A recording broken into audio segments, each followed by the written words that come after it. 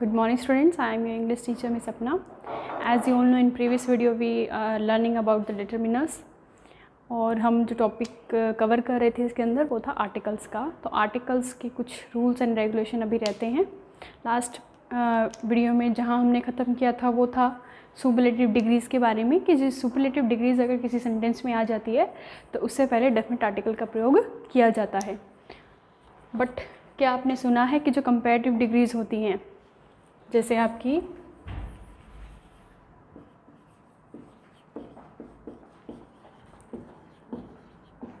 ये comparative degree है better, क्या आपने कभी देखा है कि बेटर के आगे भी कोई आर्टिकल लगा हुआ हो? ठीक है, तो अगर आपको नहीं पता तो हम कंपैरेटिव डिग्री में भी किसी आर्टिकल का प्रयोग कर सकते हैं। जैसे एक सेंटेंस यहाँ मैं लिख रही हूँ,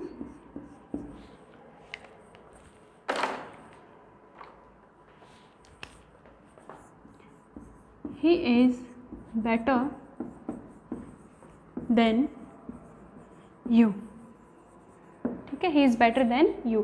इस कंडीशन में देखो बेटर जो है वो आपकी कंपैरेटिव डिग्री है, बट यहाँ पर आपको इसके आगे अगर कोई ब्लैंक दिया हो तो यहाँ पर आपको कोई आर्टिकल फिल करने की ज़रूरत नहीं है, क्योंकि आर्टिकल किस लिए आता है, सेंटेंस में किस लिए यूज़ किया जाता है, इसका फंक्शन क्या होता है आर्टिकल का आने का। आर्टिकल इसलिए यूज़ किया जाता है ताकि वो इंट्रोड्यूस कर सके किसको, नाउन को। ठीक है, और यहाँ आप देख रहे हो ही आपका प्रोनाउन है, यू आपका प्रोनाउन है, तो यहाँ कोई नाउन वर्ड नहीं है, तो यहाँ पर हमें कोई पर्पज़ नहीं है किसी भी आर्टिकल का लगाने का। बट मैं आपको एग्जांपल दे रही हूँ। अब इस एग्जांपल को देखिए, Rita is dash more beautiful of 2 sisters. अब आपने ये सेंटेंस देखा, ठीक है, मोर जो है वो किसके लिए आता है, मोर जो है वो कंपैरेटिव डिग्री के लिए यूज़ किया जाता है। मोर ब्यूटीफुल यहाँ पर यूज़ किया गया, बट इस कंडीशन में कुछ पर्टिकुलर सिचुएशंस होती हैं, कुछ ऐसी कंडीशंस होती हैं जहाँ पर कंपैरेटिव डिग्री के साथ भी दो लगाया जाता है। तो Rita is the more beautiful of 2 sister, कि जो 2 बहनें हैं, सिस्टर्स आप देख रहे हो एक नाउन वर्ड है, जो 2 बहनें हैं उनमें से ज़्यादा सुंदर कौन है, उनमें से ज़्यादा सुंदर रीता है। तो इस कंडीशन में आप कंपैरेटिव डिग्री के साथ भी डेफिनेट आर्टिकल का प्रयोग करोगे। तो कोई आपको ये कहे कि कंपैरेटिव डिग्री के साथ कभी कोई आर्टिकल नहीं आता है, तो आपको कहना है कि कुछ ऐसी सिचुएशंस भी होती है जहाँ पर हम कंपैरेटिव डिग्री के साथ भी डेफिनेट आर्टिकल का प्रयोग कर सकते हैं। ठीक है, इसी प्रकार से Delhi is dash bigger of 2 cities. तो इस कंडीशन में ये एक आपके पास सिचुएशन दी गई है कि दिल्ली जो है वो 2 सिटी में, कोई भी 2 सिटी हो सकती है, वो 2 सिटीज़ में क्या है, ज़्यादा बड़ी है। तो इस कंडीशन में आप यहाँ कंपैरेटिव डिग्री के साथ क्या लगाएंगे, हम यहाँ कंपैरेटिव डिग्री के साथ द लगाएंगे। ठीक है, तो अब आगे देखिए, इसके अलावा और जो इंस्टेंसेस हैं आपके जहाँ पर आपका डेफिनेट आर्टिकल यूज़ होता है वो है आपका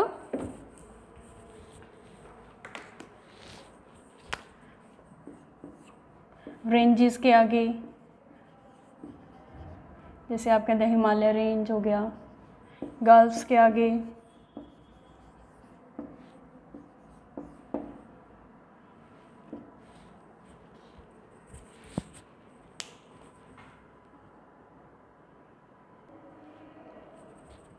तो इन नेम के आगे जो यहाँ पे लिखे गए हैं, इन पार्टिकुलर सिचुएशंस के आगे, लाइक रेंजेस हो, गल्फ हो, गल्फ मतलब आपका बे होता है, खाड़ी, खाड़ी के नेम के आगे कैनल होते हैं आपके। ठीक है, द पनामा कैनल, इस तरह से और कैनल्स, डेजर्ट है the Sahara desert, political parties है द भारतीय जनता पार्टी, तो इन सब के आगे भी आप डेफिनेट आर्टिकल का प्रयोग कर सकते हो। ठीक है, तो यहाँ अभी तक हमने देखा कि डेफिनेट आर्टिकल जो है आपका कहाँ कहाँ यूज़ किया जाता है। अब इसके बाद हम देखेंगे कि ओमिशन, यानी बच्चे क्या करते हैं, जहाँ उनका मन करता है वहाँ वो आर्टिकल का प्रयोग कर देते हैं। ठीक है, बट आपको ये भी पता होना चाहिए कि कुछ प्लेसेस ऐसे भी होते हैं जहाँ हम किसी आर्टिकल का प्रयोग नहीं करते हैं, तो उनको क्या कहा जाता है, ओमिशन ऑफ आर्टिकल या ज़ीरो आर्टिकल भी कहते हैं।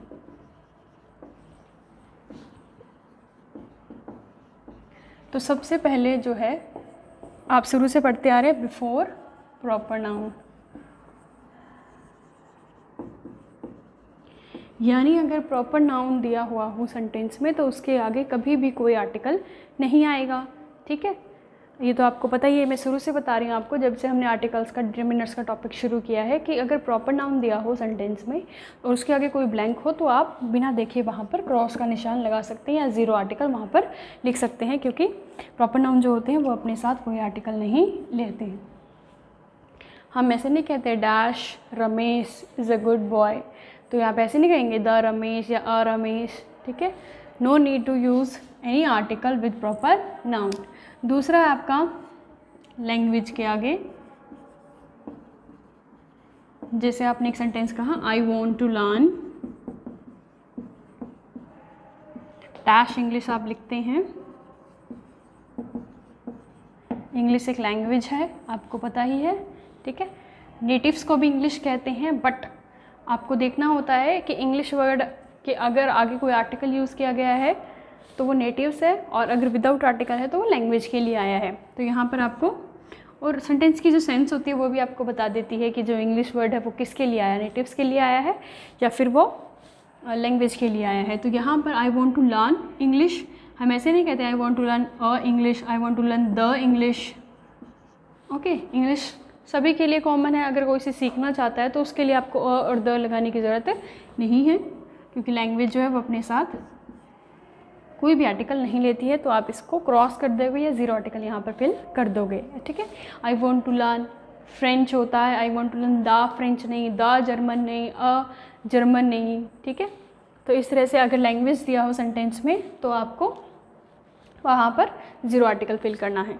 देन गेम्स होते हैं जो आप before the name of games, अगर किसी सेंटेंस में गेम का नाम दिया हो तो वहाँ पर भी आपको आर्टिकल फिल करने की ज़रूरत नहीं है। लाइक आई प्ले क्रिकेट होगा, ऐसे नहीं होगा I play the cricket, I play A cricket या आई प्ले आ वॉलीबॉल या द वॉलीबॉल। ठीक है, हम विदाउट आर्टिकल इस वर्ड को यूज़ करते हैं। अगर यहाँ पे ब्लैंक दिया भी है तो वहाँ आप क्रॉस का निशान लगा दोगे। ठीक है, उसके बाद बारी आती है आपकी सब्जेक्ट्स के आगे। सब्जेक्ट के आगे भी आपका डेफिनेट आर्टिकल नहीं आता है। इंग्लिश, हिंदी, मैथ्स, जितने भी सब्जेक्ट होते हैं आपके, आप ऐसे नहीं कहते डैश, अगर ऐसे लिखा हो dash English is my favourite subject और आपको कोई आर्टिकल फिल करना हो तो वहाँ पे आप ऐसे नहीं कहोगे the English is my favourite subject या the Hindi is my favourite subject, आप कहेंगे English is my favourite subject, और आर्टिकल अगर वहाँ ब्लैंक दिया भी है तो आप वहाँ पर क्रॉस लगा दोगे। ठीक है, अब ये देखो ऐसा होता है कि ऐसा जो रूल्स हमारे लिखे होते हैं बुक्स वगैरह में, ऐसा नहीं है कि इन सब के आगे जो आपका आर्टिकल है वो कभी आएगा ही नहीं। अगर कोई पर्टिकुलर सिचुएशन दी गई हो, ठीक है, कोई स्पेसिफिक चीज़ दी गई हो तो वहाँ पर भी हम आर्टिकल का प्रयोग कर सकते हैं। आर्टिकल जो होते हैं वो सेंटेंस की नीड के अकॉर्डिंग यूज़ किए जाते हैं, कहीं वो लग जाते हैं और कहीं वो नहीं लगते। ठीक है, उसके बाद बारी आती है आपकी डिजीज़ की। डिजीज़ आप समझती हैं, बीमारियां जो हैं, like cancer is a deadly disease, like his father died of cholera. ठीक है, तो यहाँ पर आपने देखा कि इनके आगे, इन डिजीज़ के नेम के आगे हमने द का यूज़ नहीं किया है या कोई भी आर्टिकल का यूज़ नहीं किया है। His father died of a cholera नहीं होता, a cancer is a deadly disease ये कहने की ज़रूरत नहीं है हमें, या the cancer is a deadly disease ये भी कहने की ज़रूरत नहीं है। हम यहाँ पे किसी आर्टिकल का प्रयोग नहीं करेंगे। ठीक है, बट कुछ बीमारियाँ जो होती हैं वो अपने साथ आर्टिकल्स को लेती हैं, और पर्टिकुलर सिचुएशन हो तो वहाँ पर इसके साथ आर्टिकल्स को भी प्रयोग किया जा सकता है। उसके बाद बारी आती है आपकी मील्स की। मील्स जो खाना होता है आपका, ठीक है, जैसे नॉर्मली जो आप इसके आगे भी हम नॉर्मली जो है आपका आर्टिकल्स का प्रयोग नहीं करते हैं, बट सिचुएशन अगर पर्टिकुलर हो, अगर सेंटेंस की नीड है तो इन वर्ड्स के साथ भी हम आर्टिकल्स का प्रयोग कर सकते हैं। अभी कुछ एग्जांपल्स लिख रही हूँ यहाँ पर। पहले आपको थोड़ा समझाना चाहूँगी, थोड़ी सी नॉलेज देना चाहूँगी इन वर्ड्स के बारे में।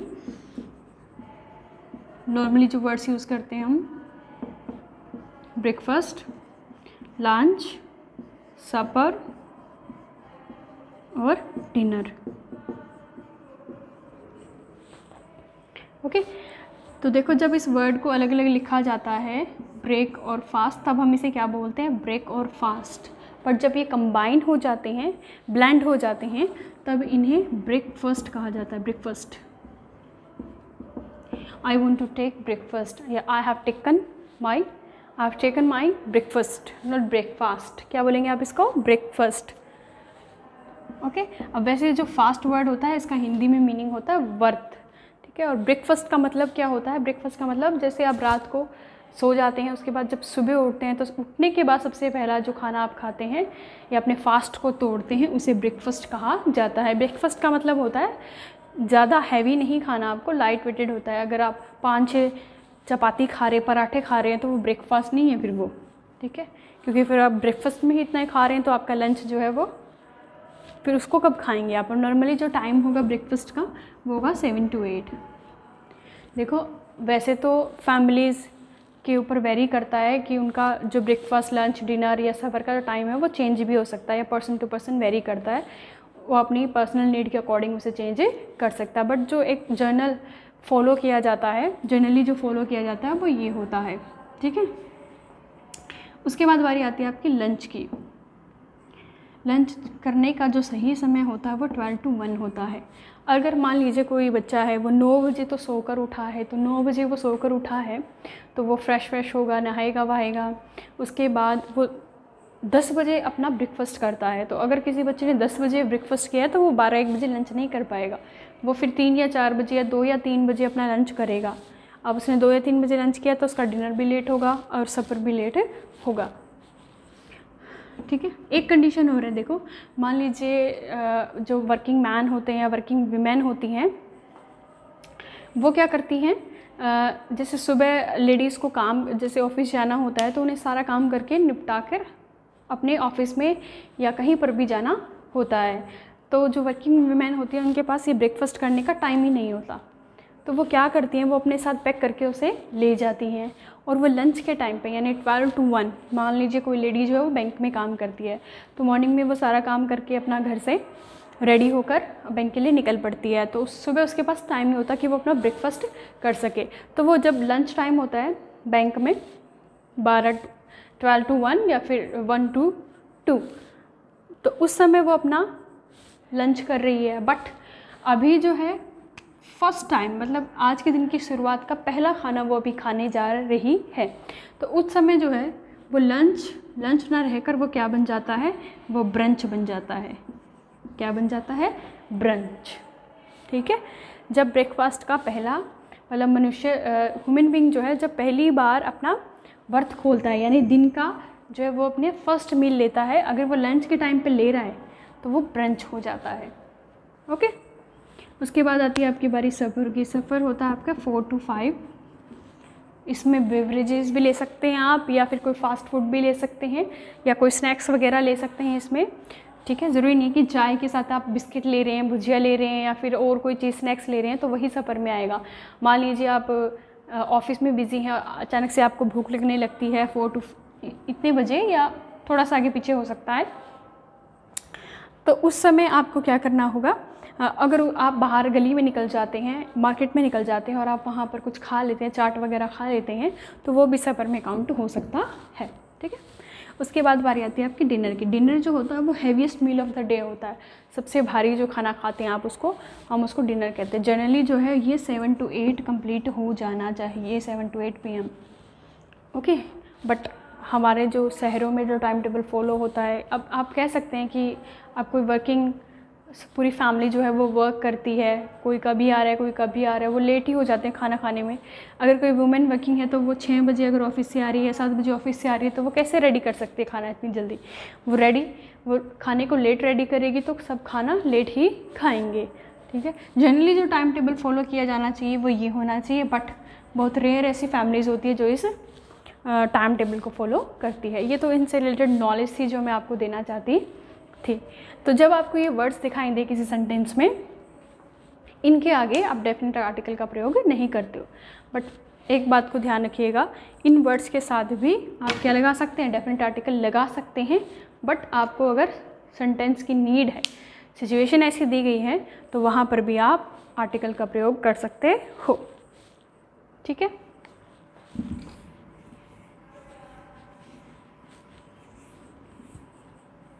अब मैं यहाँ पर कुछ ऐसे एग्जाम्पल लिख रही हूँ जिससे आपको पता चल जाएगा कि जो हमारे सो कॉल्ड रूल्स लिखे होते हैं ग्रामर बुक्स में कि मटेरियल नाउन है, एब्स्ट्रैक्ट नाउन है, ये जो वर्ड्स मैंने अभी लिखे थे इनके आगे कभी कोई आर्टिकल नहीं आएगा। मैं यहाँ कुछ ऐसे सेंटेंसेस लिखूँगी जिसमें आप देख पाओगे कि इनके आगे भी आर्टिकल्स का प्रयोग किया जा सकता है, क्योंकि वो नीड ऑफ द सेंटेंस है, ठीक है। अब देखिए कुछ एग्जांपल्स मैंने यहाँ पर लिखे हैं, जैसे आई हैव टेकन डिनर, ये एक जनरल स्टेटमेंट है। डिनर जो है वो सभी करते हैं रात को, हो सकता है उनके टाइम में थोड़ा चेंज हो, बट डिनर सभी करते हैं। तो इस सिचुएशन में आपको डिनर के आगे कोई आर्टिकल लगाने की ज़रूरत नहीं है। बट सेकंड सेंटेंस को देखिए, the dinner served by Ramesh last night was delicious. इस सेंटेंस की नीड है कि डिनर के आगे क्या लगाया जाए? आर्टिकल लगाया जाए, और वो कौन सा होगा? वो डेफिनेट होगा। क्यों? क्योंकि हम उस डिनर की बात कर रहे हैं जो रमेश के द्वारा कल रात को सर्व किया गया था, बहुत ही ज़्यादा स्वादिष्ट था। तो डिनर जो है वो कॉमन नहीं, यहाँ पर स्पेसिफिक हो गया है, तो इसकी वजह से डिनर जो है वो अपने साथ क्या लेगा? वो अपने साथ आर्टिकल द लेगा। उसके बाद देखिए, अब यहाँ पर देखिए वो इनडेफिनेट आर्टिकल भी ले सकता है। दे अरेंज्ड अ डिनर पार्टी, उन्होंने क्या किया? एक डिनर पार्टी को अरेंज किया, ठीक है। तो यहाँ पर सेंटेंस की नीड है कि डिनर के साथ क्या लगे? इनडेफिनेट आर्टिकल लगे। तो आप ये नहीं कह सकते कि कोई वर्ड जो है वो अपने साथ कभी भी कोई आर्टिकल नहीं लेगा। वो ले सकता है अगर उसके सेंटेंस की जो नीड है वो वहाँ पर आर्टिकल्स को भी ज़रूर ले सकता है। ऐसे ही वाटर जो है वो आपका मटेरियल नाउन में काउंट होता है। जनरली क्या कहा जाता है कि मटेरियल नाउन के साथ कोई भी आर्टिकल नहीं लगता है, बट इन सेंटेंसेस को देखिए, water is essential for all, कि पानी जो है सभी के लिए ज़रूरी है। सबको पता है कि बिना पानी के हम नहीं रह सकते। अब सेकंड सेंटेंस देखिए, the water of the Ganga is holy. अब यहाँ पर जो मटेरियल नाउन है ये स्पेसिफिक हो गया है। कौन से पानी की बात कर रहे हैं? गंगा रिवर के पानी की बात हम कर रहे हैं। तो यहाँ इस सिचुएशन में जो आपका वाटर है वो आर्टिकल, डेफिनेट आर्टिकल को लेगा, ठीक है। तो ऐसे बहुत सारे एग्जाम्पल्स हैं जो मैं आपको नेक्स्ट वीडियो में बताऊँगी। आज के लिए हम इतना ही करते हैं। Thank you so much.